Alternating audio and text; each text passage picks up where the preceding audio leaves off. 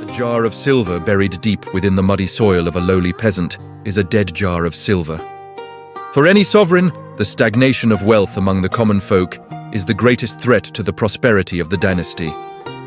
A throne cannot shine with coins lying silent in the darkness, and conquering armies cannot be equipped by the frugality of subjects. By nature, men are creatures of minimalist needs. Their survival instinct is independent and wild. When their bellies are full, when their bodies are warm beside the dying embers, and when there is a thatched roof to shelter them from the rain, a man will naturally lose the motivation to labor to the point of exhaustion. He will rest. He will accumulate small change, guarding it with innate vigilance, and refuse to participate in the kingdom's gears of commerce. A kingdom teeming with men who know enough is a kingdom that is impoverished, its treasury dry, its merchant fleets absent from the waves, and its grand fortresses unbuilt. Lords require swift flowing currents of capital. They need a labor force that toils without ceasing. If the ruling class uses only brute force to seize those meager coins, they face resistance, rebellion, and a sky-high resentment. The ultimate art of governance never uses the lash to compel subordinates to surrender their assets. Violent coercion only exposes the weakness of power. The most perfect exploitation occurs when the one being squeezed dry embraces their burden with pride and absolute voluntariness. To break the stubbornness and frugal nature of men, the greatest rulers of antiquity discovered a universal key. That key did not target reason. It aimed straight for the heart, the pride, and the Achilles heel of men through women. The sages of the court understood a profound psychological law. Unlike the simplicity of males, females possess a sophisticated instinct for nesting and a natural yearning for radiance, adornment, and the assertion of status among their peers. The power of women in ancient times was not incited by politics, but by the power of consumption. If this instinct could be fanned into an unquenchable thirst for material goods, the court would possess the most cruel and effective weapon of economic manipulation. This campaign of manipulation began upon the most dazzling stage, the royal court. Monarchs did not display luxury merely for personal indulgence. Royal extravagance was a strategic political tool, a calculated spark.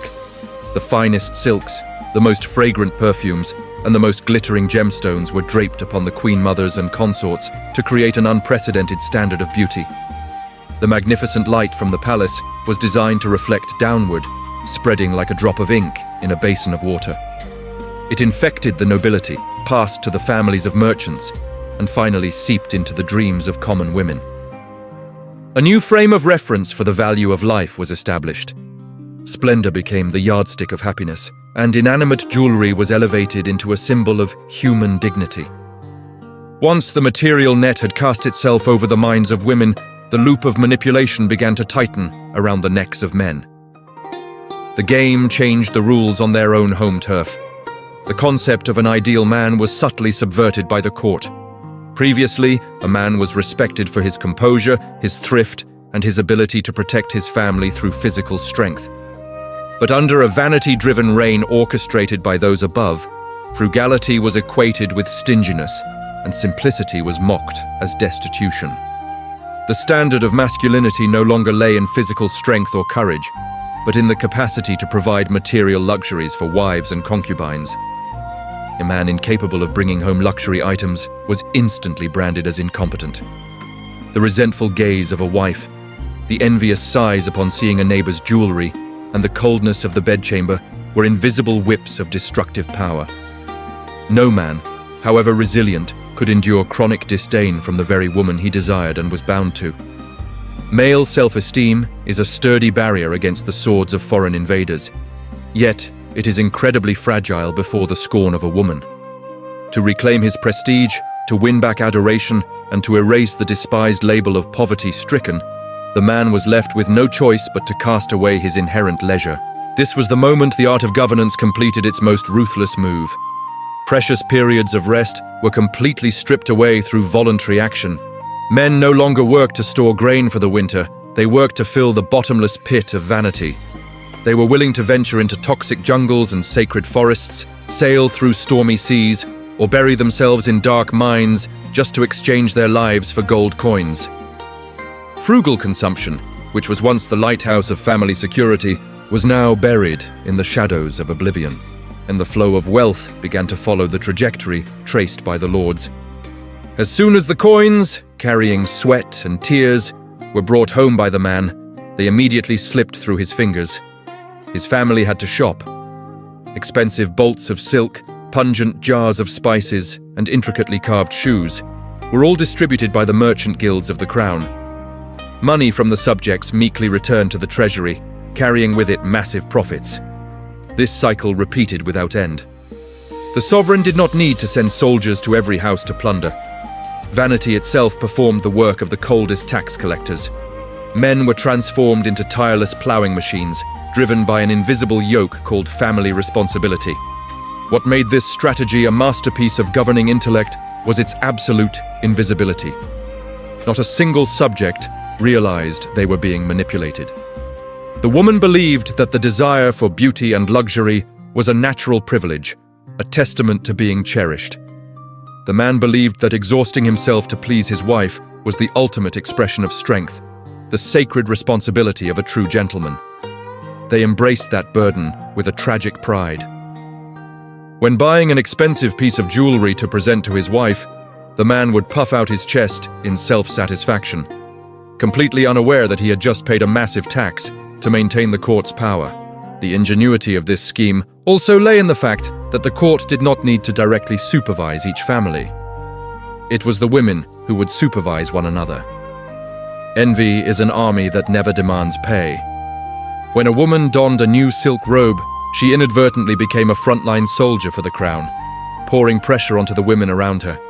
These women, burning with insecurity, turned that pressure onto their own men. An endless chain reaction was triggered. Thus, the entire society turned into a colossal arena where everyone strove to squeeze one another dry, only to tribute that wealth back to a single pinnacle of the tower. This logical trap was so perfectly woven that the victims became its most fervent defenders. Poor men were not only looked down upon by the nobility, but they were also shunned by their own class and by women in the same circumstances. This rejection completely annihilated the possibility of the downtrodden uniting. Instead of questioning why goods were irrationally expensive, or why their labor was so cheap compared to luxuries, they turned the spear upon themselves. They blamed their own inadequacy. Resentment was stifled from the start, giving way to self-deprecation and a yearning to rise by following the rules set by those above. To keep this machinery running forever, the lords employed another sharp weapon: artificial obsolescence. They understood clearly that a society that knows enough is a stagnant society. They had to make contentment a sin. The court continuously changed styles, materials, and standards of beauty. What was magnificent yesterday became provincial and shameful today. This game of trends ensured that no amount of personal wealth could ever be considered sufficient. A man who had just gathered enough money to buy satisfaction for his family today would immediately find himself in a state of deficiency tomorrow, as new standards from the palace continued to pour down. When accumulated coins ran dry, vanity did not stop. The man, unable to bear the loss of status in his wife's eyes, began to seek loans. Great merchants were always willing to extend the arms of credit with high-interest contracts. Thus, the man did not just sell his present labor, he mortgaged his very future.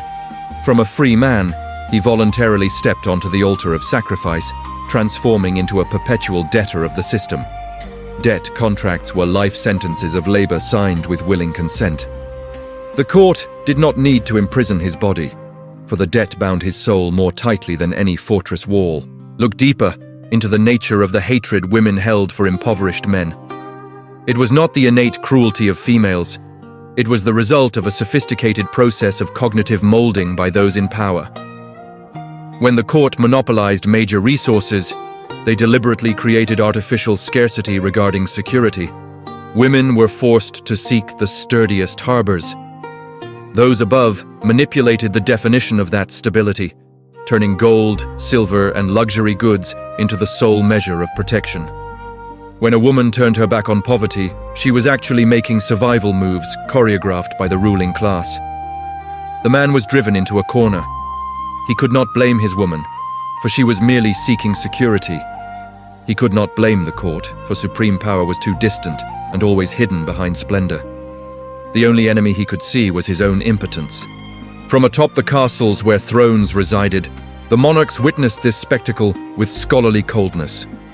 They understood that the strength of an empire lay not in the number of swords, but in the constant circulation of money. For currency to circulate, demand must be created. And no demand is more intense or ruthless than the need to assert one's status. Inciting women to consume material goods was to grant them the power of judges, allowing them to personally try the value of the men around them. When the judge's gavel fell to convict poverty, a man's entire will to resist shattered.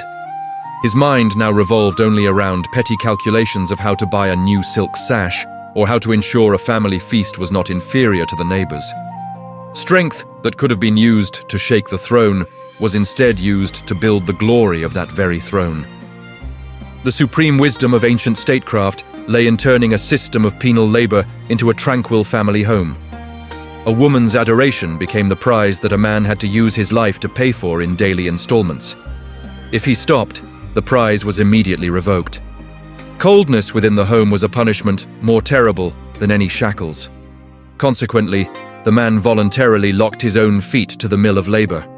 He ground the wheat but was only allowed to keep the chaff, while the finest flour was offered to the nobility in the form of luxury consumption.